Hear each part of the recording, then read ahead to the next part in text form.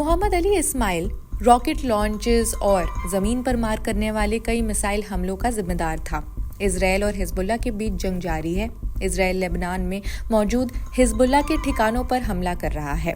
इस बीच IDF ने एक टारगेट हमला किया है। इसमें दक्षिणी लेबनान में हिजबुल्लाह की मिसाइल यूनिट के कमांडर मोहम्मद अली इस्माइल और उनके डेप्यूटी हुसैन अहमद इस्माइल को मार गिराया गया। इजरायली डिफेंस फोर्सेस ने इसकी जानकारी दी है। शुक्रवार को बेरूत के दक्षिणी उपनगरों में इजरायल की बमबारी हुई। इजरायल ने बेरूत के हारेथरेक इलाके में हवाई हमले किए। इससे पूरा रिहायशी ब्लॉक नष्ट हो गया है। इस हमले से पूरे शहर में खिड़कियां कांप उठी, आसमान में काले धुएं का गुब्बारा छा गया। हिजबुल्लाह के मुख्यालय को निशाना बनाया गया। इजरायली सेना के प्रवक्ता डैनियल हागरी ने दावा किया कि हमले हिजबुल्लाह के मुख्यालय पर किए गए, जो रिहायशी इमारतों के नीचे स्थित है। हमलों के बाद इलाके में दहशत फैल गई और लोग अपने वाहनों में बैठकर माउंट लेबनान की ओर भागने लगे। हिजबुल्लाह के इस्लामिक हेल्थ अथॉरिटी के पैरामेडिक्स और इमारतों में रहने वाले लोग मौके पर पहुंचे।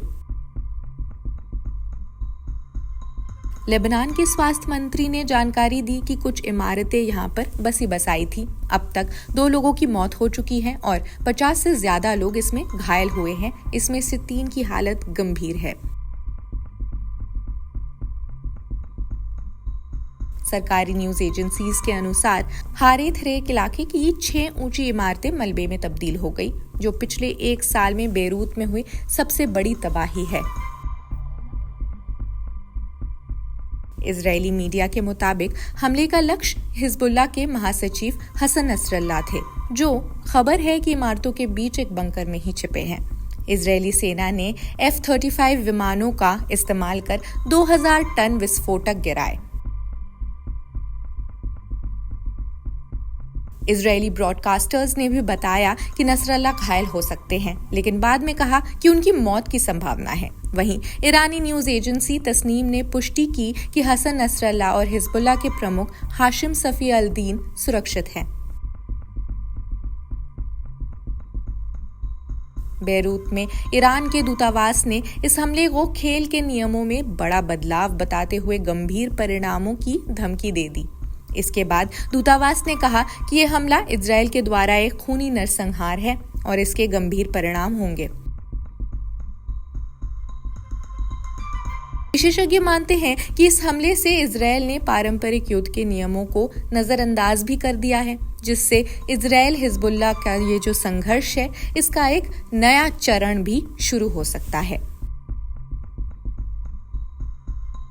विश्लेषकों का ये भी मानना है कि इजरायल अब युद्ध को अंतिम समाधान मानकर आगे बढ़ रहा है और अंतर्राष्ट्रीय कानूनों की परवाह नहीं कर रहा है।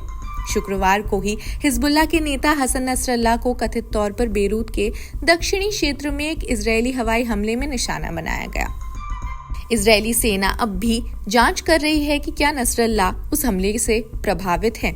इजरायल ने जब हिजबुल्लाह के कमांडर सेंटर को निशाना बनाया, तब कहा जा रहा था कि हसन नसरल्लाह इसी इमारत में थे।